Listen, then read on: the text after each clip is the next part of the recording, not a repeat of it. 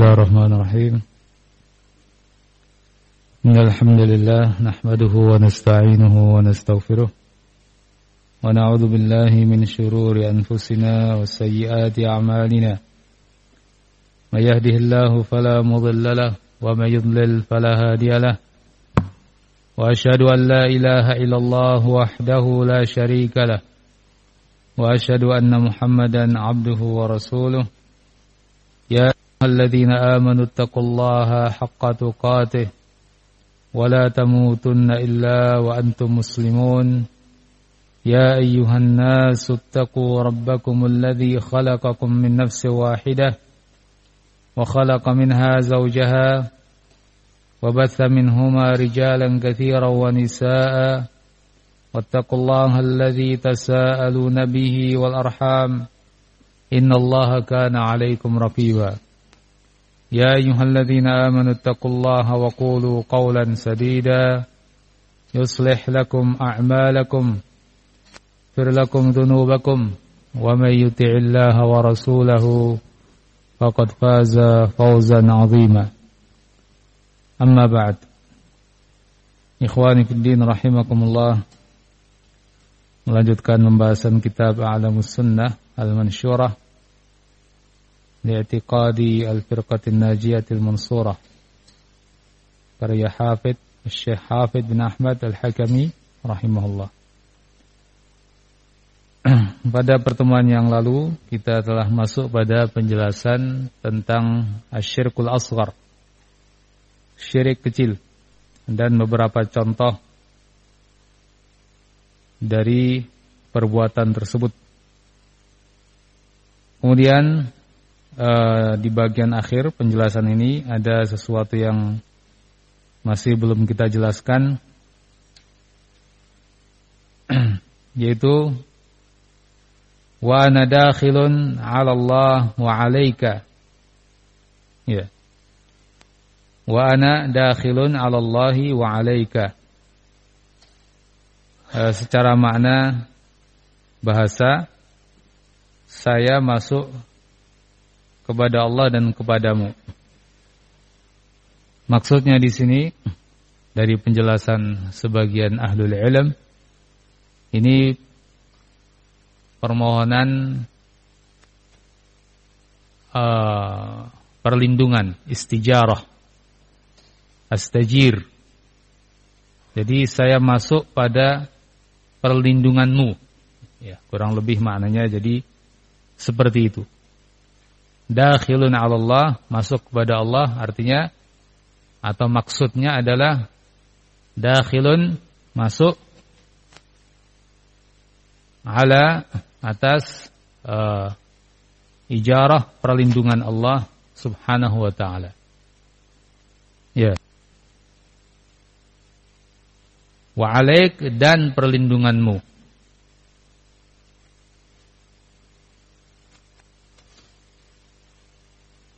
Nah, ini termasuk tidak diperbolehkan dan diperbolehkan adalah secara bahasa dengan menggunakan tsumma, ya, seperti yang lalu atau yang lain, misalnya laulallah wa anta diganti menjadi laulallah tsumma anta. Begitu pula di sini, ana dakhilun 'ala Allah tsumma 'alaik, mestinya begitu, ya. Walaupun dari sisi lain juga ada penjelasan, yaitu bab mohon perlindungan, tentunya baru dibolehkan kepada selain Allah itu manakala pada perkara-perkara yang dalam kemampuan manusia. Manusia itu di hadapannya, dia minta pertolongan kepadanya. Ini dibolehkan.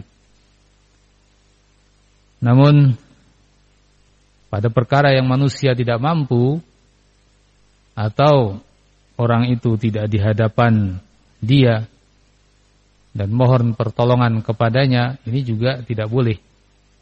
Sekalipun dengan summa tidak diperbolehkan. Jadi di sini pembahasannya secara detail seperti itu kurang lebih. Walaupun pembahasan kita di sini masih terkait dengan syirik dalam pelafalan, yaitu menggunakan waw, tidak menggunakan summa dalam ungkapan-ungkapan yang tadi. Qala la taqulu ma sya'allah wa sya'a fulan walakin qulu ma sya'allah thumma sya'a fulan. Nah, ini contoh yang membedakan antara penggunaan waw dan summa. La taqulu ma sya'allah, jangan kalian mengucapkan ma sya'allah wa sya'a fulanun, dan kehendak fulan, kehendak Allah dan kehendak fulan. Walakin qulu ma sya'allah thumma sya'a fulan.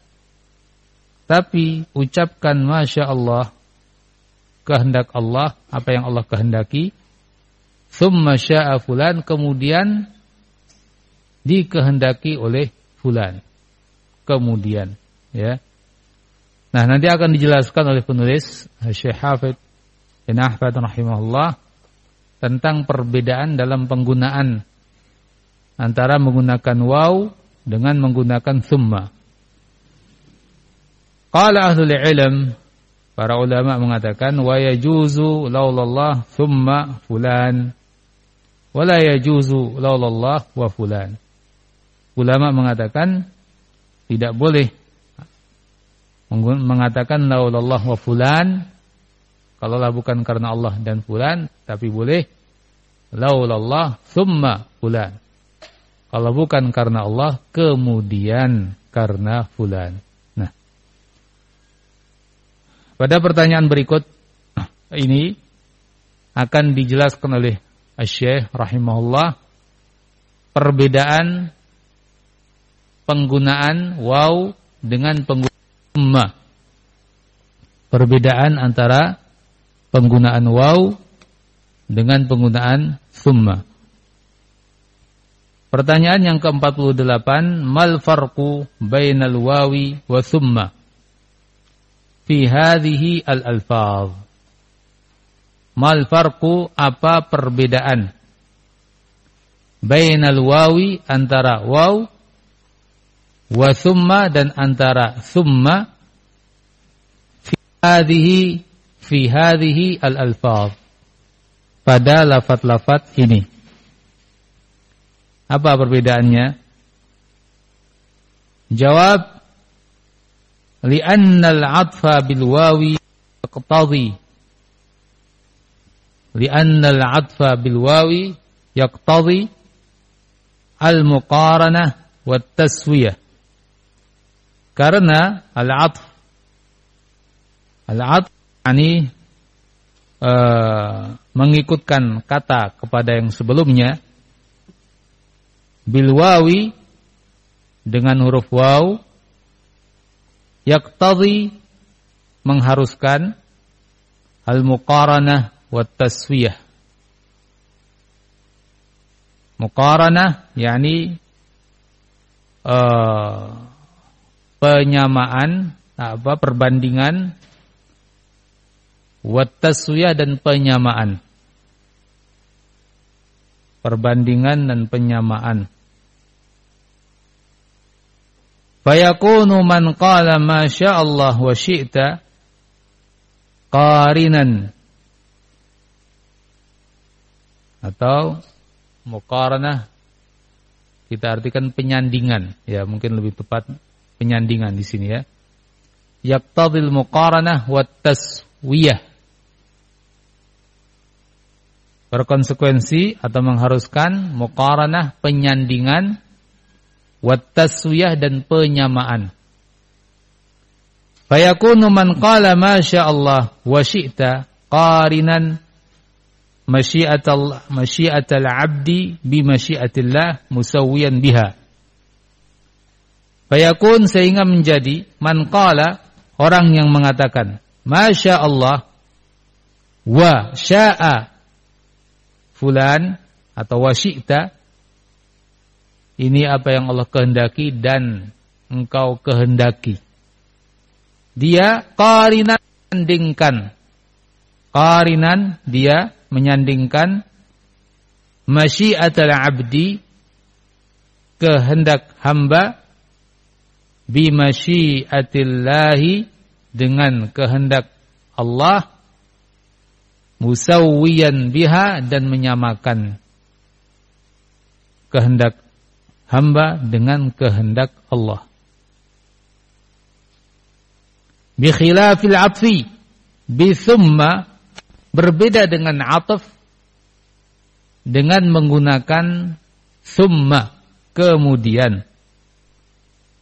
Thumma yang berarti kemudian.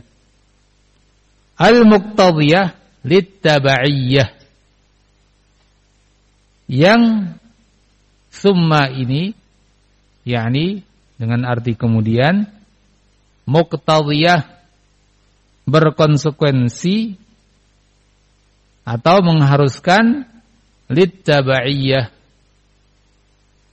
yakni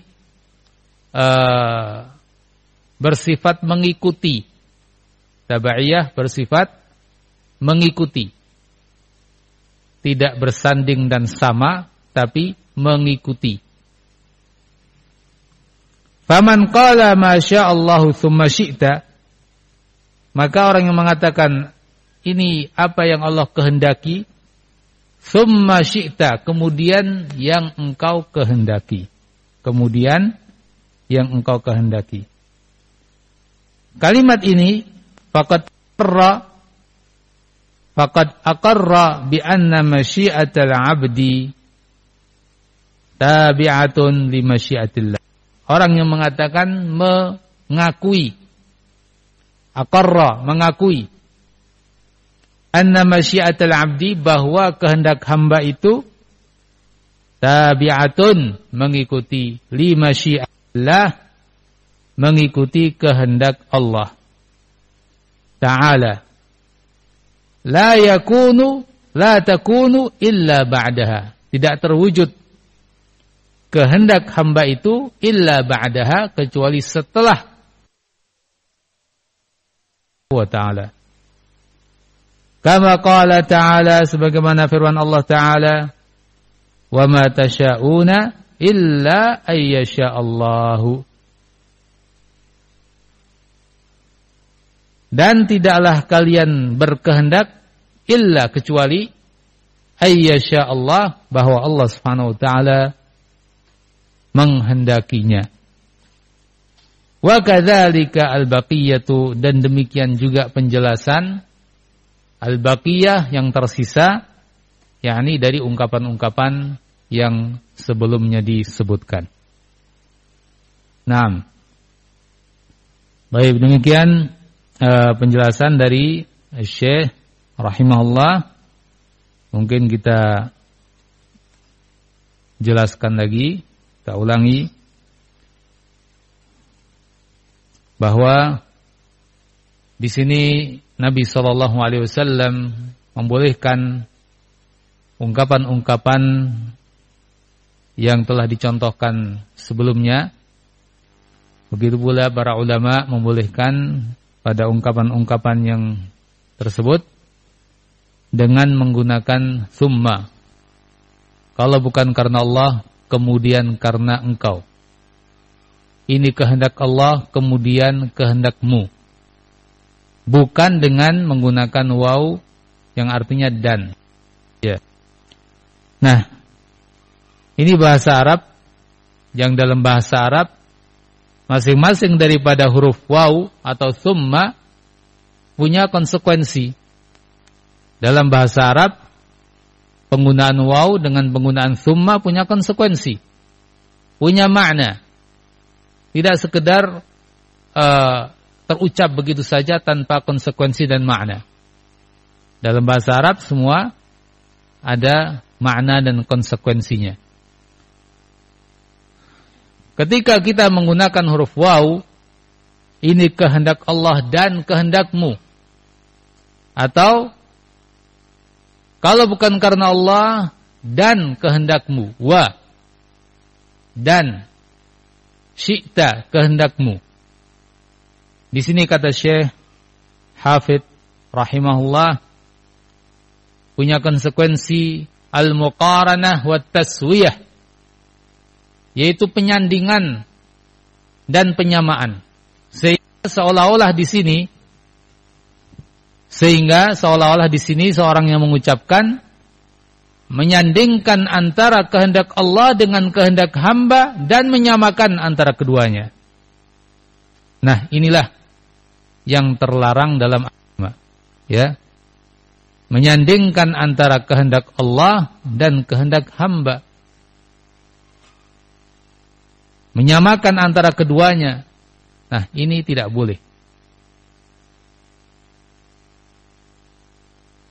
Bagaimana kalau orang yang mengucapkan tidak bermaksud demikian? Ya, apalagi yang mengucapkan seorang muslim.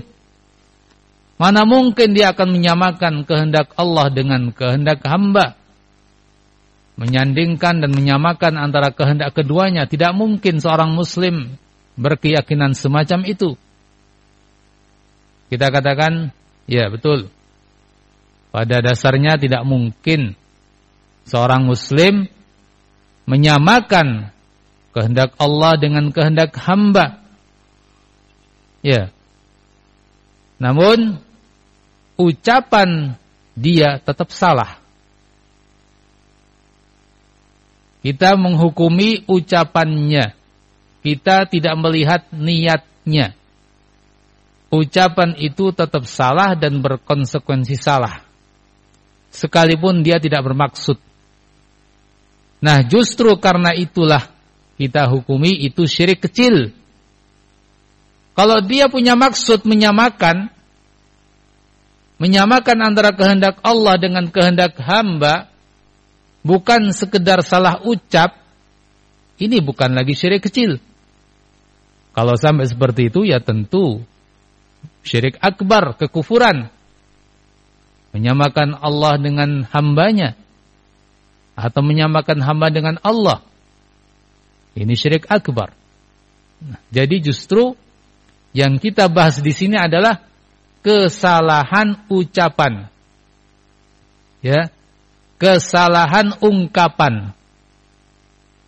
Itu yang kita bahas. Yang masuk di dalam syirik asghar. Ya. Oleh karenanya sebagian ulama menyebut kesalahan-kesalahan ini dengan istilah syirkul alfaz. Syirik dalam lafaz-lafaz. Dalam pengucapan dan ungkapan. Orangnya tidak bermaksud. Orangnya tidak bermaksud. Sekali lagi, kalau orangnya bermaksud menyamakan, maka ini syirik akbar dan ini kekafiran. Ya. Karenanya Rasulullah SAW ketika datang kepada beliau sebagian sahabat dan mengatakan Masya'allahu wa syi'ta. Masya'allahu wa syi'ta. Maka Nabi SAW langsung menegur, bal masya'allahu wahdah. Aja'altani lillahi niddan, bal masya'allahu wahdah. Apakah kamu jadikan aku sebagai tandingan bagi Allah? Bahkan ini adalah kehendak Allah satu-satunya. Nabi tidak mengkafirkan dia. Nabi tidak menyuruh dia syahadat kembali. Nabi menegur dia bahwa ucapannya ini salah, mengandung konsekuensi, yaitu menjadikan tandingan bagi Allah. Tapi dia enggak bermaksud. Maka dibenarkan oleh Rasulullah SAW bagaimana cara mengucap yang lebih utama. Masya Allah wahdah. Ini kehendak Allah satu-satunya. Ini yang paling afdal. Wallahu alam. Kalau mau ditambah selain Allah, maka dengan thumma. Masya Allah, thumma sya'a fulan. Jadi di sini ada 3 tingkatan atau 3 macam. Yang pertama, Masya Allahu wahdah. Ya, ini kehendak Allah satu-satunya.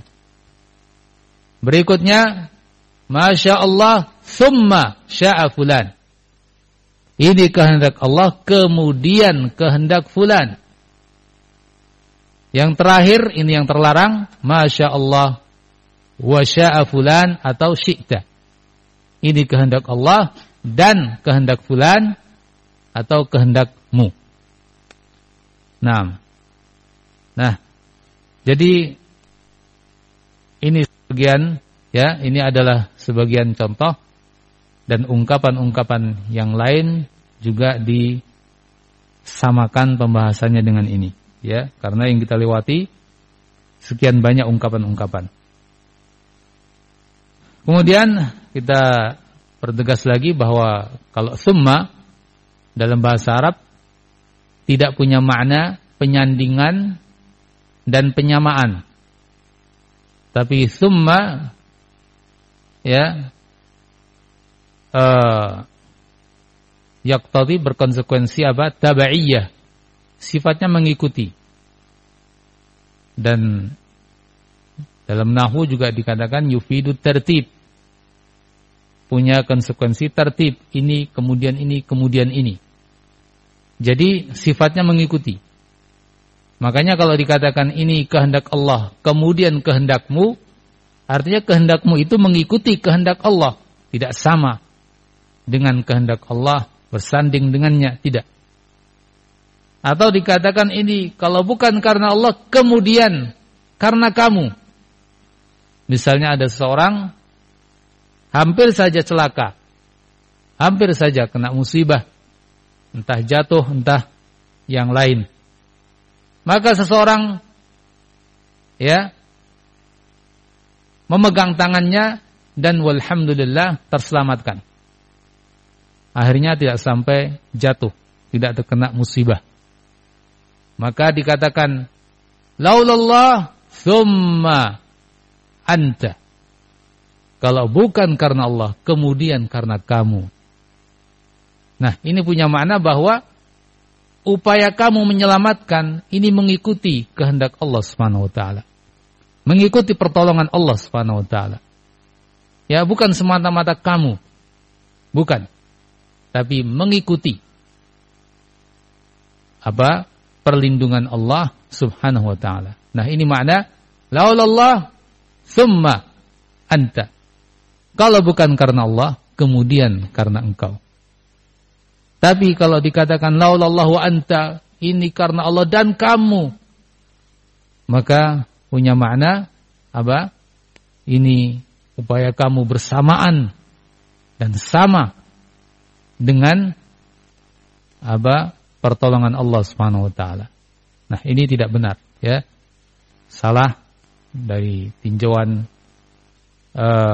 akidah. Baik.